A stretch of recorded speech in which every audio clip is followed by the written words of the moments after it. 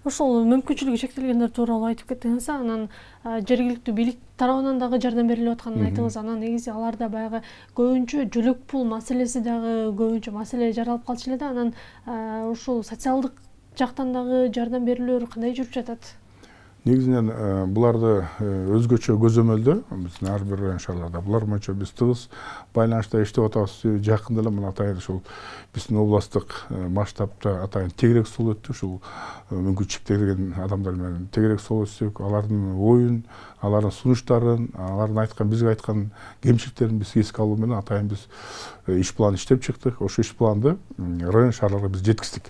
Ошолордун аткарышы боюнча, ошол жердеги кеткен райондогу кемчиликтер боюнча баардыгын ошо биз жергиликтүү бийликке жергиликтүү район шаарга жүктөп, анын аткарышын биз өзүбүз област көзөмөлгө алабыз да.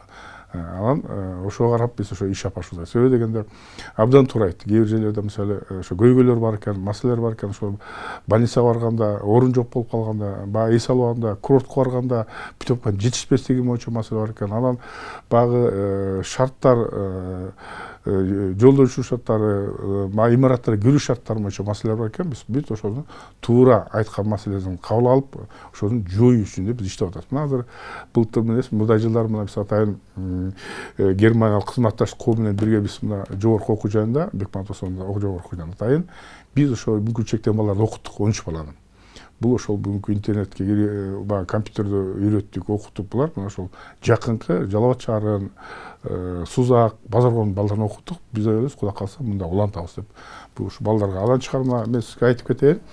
Жалпы мына 2644 бар экен. Бүгүнкү күндө ошонун баланын баягы 6 жаштан 18 жашка чейинки. Булардын 1703-ü окуп атат. Булардын баягы мектептерге барбаганы бар, ошол 6 сааттан 8 саатка чейин ошол биз ушул мектептерде көзөмөлгө алып окутуп атабыз. Буларды окугандар бар экен. Булар боюнча азыр биз ошол жерлердеги баягы ошол айыл өкмөттүн башлары менен ошолорду ошону окутуу боюнча, шарт түзүү боюнча иш алып барып атабыз да.